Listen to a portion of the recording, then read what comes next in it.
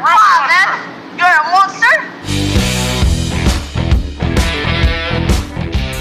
So eto na mga idol, boxing update tayo ngayon. Casimero Cuadro Alas, trinash talk lang etong halimaw ng Japan na tumalo sa ating pambato na si Marlon Tapales. Pero bago tayo magpatuloy mga kaibigan, pa-like and subscribe naman po bilang suporta sa ating YouTube channel.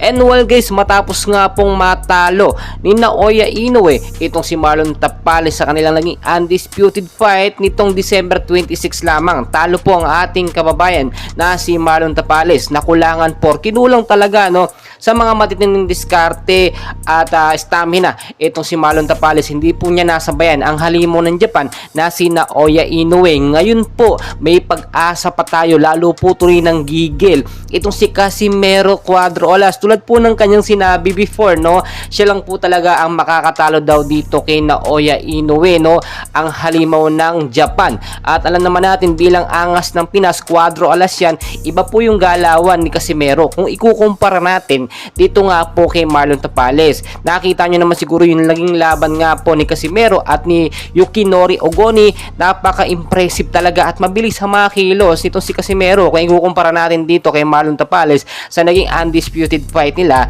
ni Naoya Inoue, which is puro depensa lang ang ginagawa, hindi po siya umaatake or nagwa 1-2 combination. Sa pagkakataong ito, nilinaw din po no ni Casimero Cuadro Alas na siya na ang isusunod daw o siya na ang susunod na lalaban dito sa halimaw ng Japan na si Naoya Inoue. At ayon din po sa ating mga source na nalagap no by 2024 sa May ay posibleng magkaroon nga po no ng big match itong si Casimero Cuadro Alas at Naoya Inoue. As of now, nagpapahinga lamang itong si Inoue. Ito naman si Casimero Cuadro Alas pa-relax lang no, hindi po siya kinakabahan. Do alam naman natin no, gustong manalo ni Casimero itong si Marlon Tapales, pero nakita niyo naman on the spot and live na live yung laban no, kulang po talaga sa diskarte itong si Marlon Tapales kung ikukumpara natin sa galawan po ni Casimero Cuadro Alas. Marami din nagsasabi hindi ra daw uubra no itong si Casimero versus dito kay Naoya Inoue. And well guys, alam nyo naman no, itong si Casimero Cuadro Alas matagal na, ilang taon nang hinahamon itong si Naoya Inoue.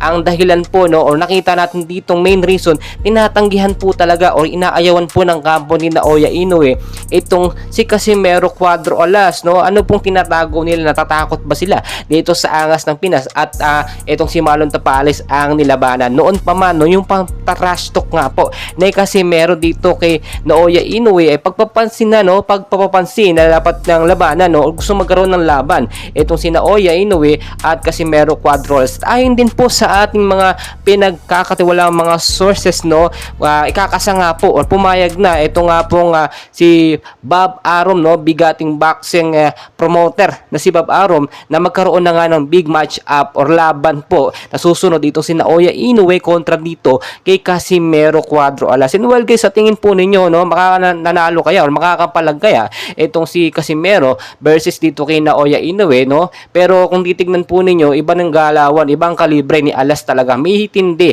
at may angas po talaga. And well guys, marami pa tayong kaganapan, and please huwag nyo kalimutan naman mag-like and subscribe bilang suporta po sa ating YouTube.